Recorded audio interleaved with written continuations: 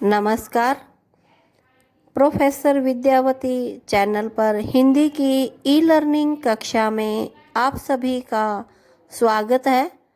आज हम बीए तृतीय वर्ष के पंचम सेमेस्टर में सम्मिलित आधुनिक हिंदी साहित्य के इतिहास के छायावादी काल की विशेषताएं या प्रवृत्तियों के बारे में करेंगे। छायावाद की प्रमुख प्रवृत्तियाँ।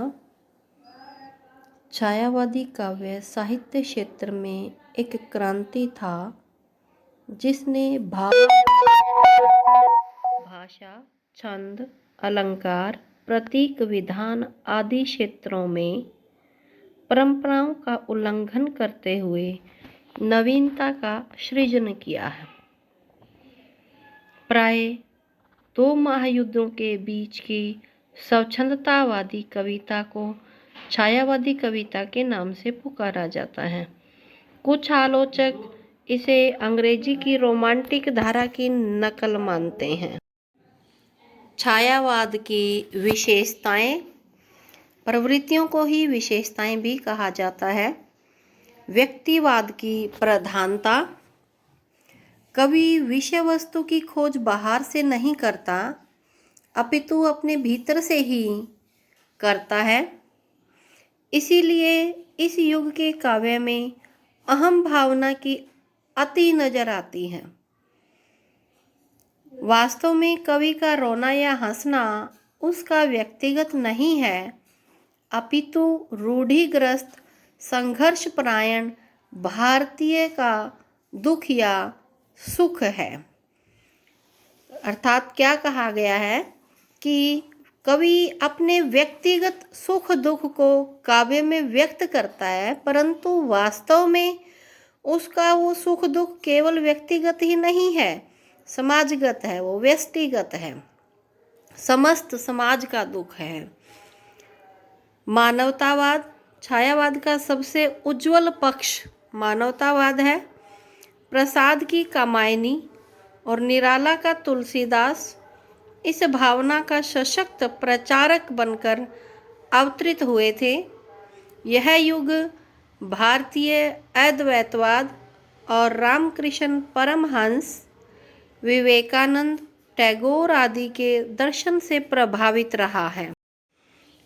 स्वच्छंदतावादी प्रवृत्ति के कारण छायावादी कवियों को साहित्य में रूढ़ियाँ और परंपराओं को अमान्य किया है। वे सारे संसार से प्रेम करते हैं। शोषित वर्ग के प्रति उन्हें सहानुभूति है। नेक्स्ट पॉइंट है प्रकृति चित्रण। सभी छायावादी कवियों ने प्रकृति का चित्रण नारी रूप में किया है। इनका श्रृंगारिक चित्रण रीतिकालीन कवियों से भिन्न है। निराला की जूही की कली इसका उदाहरण है। रहस्यवाद। काव्य में आंतरिक अनुभूति को प्रकट करने के लिए इस युग के कवियों ने रहस्यवादी भावनाओं को अभिव्यक्त किया है। जयशंकर प्रसाद ने परम सत्ता की खोज, महादेवी वर्मा और वेदना की ओर उन्मुख हुई हैं। पंत ने प्रकृति में और निराला ने तत्व ज्ञान में अपने अर्थ को रहस्य उन्मुख करने का प्रयास किया है। जो पॉइंट प्रकृति चित्रण है उसमें लेखन अशुद्धि है। चिगण लिखा है वहाँ चित्रण आएगा। श्रृंगारिकता में श्रेय आधा आएगा। जूही की कली में ल को बड़ी की मात्रा आएगी। स्वच्छंदतावाद। छायावादी कवियों ने भावाभिव्यक्ति में किसी प्रकार के शास्त्रीय बंधनों को स्वीकार नहीं किया है। इसीलिए छायावादी काव्य को स्वच्छंदतावादी काव्य भी कहा जाता है। वेदना और निराशा। छायावादी काव्य में करुणा और निराशा सर्वत्र अभिव्यक्त हुई है। पंत जी के अनुसार ये पंक्ति, वियोगी होगा पहला कवि, आह से उपजा होगा गान, उमड़कर आँखों से चुपचाप बही होगी कविता अनजान। इन पंक्तियों से वेदना का भाव प्रकट होता है। कि कविता जो है तभी उमड़ी होगी जब कवि हृदय दुख से पीड़ित होगा, वेदना से भरा हुआ होगा। आदर्शवाद अंतर्मुखी प्रवृत्ति के कारण कवियों का दृष्टिकोण काव्य के भाव जगत और शैली में आदर्शवादी रहा। काव्य में कल्पना और सौंदर्य तत्व अधिक रहा।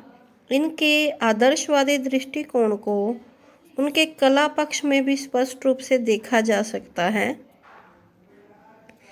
सांसारिक पदार्थों के प्रति सहानुभूति की अपेक्षा उसे अपने प्रति सहानुभूतियाँ अधिक महत्वपूर्ण लगी हैं। नारी प्रेम और सौंदर्य का चित्रण। छायावादी कवियों के नारी के प्रति प्रेम और सौंदर्य के अनेक चित्र इस युग के काव्य में देखे जा सकते हैं। इनके प्रेम चित्रण में भाव दशाओं का अंकन हुआ है। कवियों ने नारी के दया, ममता, वासना, सहानुभूति आदि भावों का भी चित्रण किया है।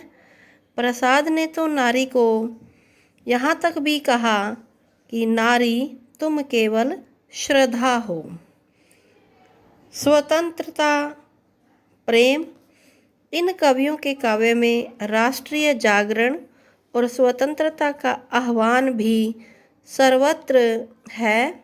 पाश्चात्य रोमांटिक धारा के कवियों ने भी रहस्यवाद और स्वच्छंदतावाद की भावनाओं का सम्मिश्रण किया था। इन राष्ट्रीय जागरण की गोद में बढ़ने और कवियों के काव्य में राष्ट्र प्रेम की भावनाओं का पाया जाना स्वाभाविक ही है। भाषा। छायावादी कवियों की भाषा चित्रात्मक है।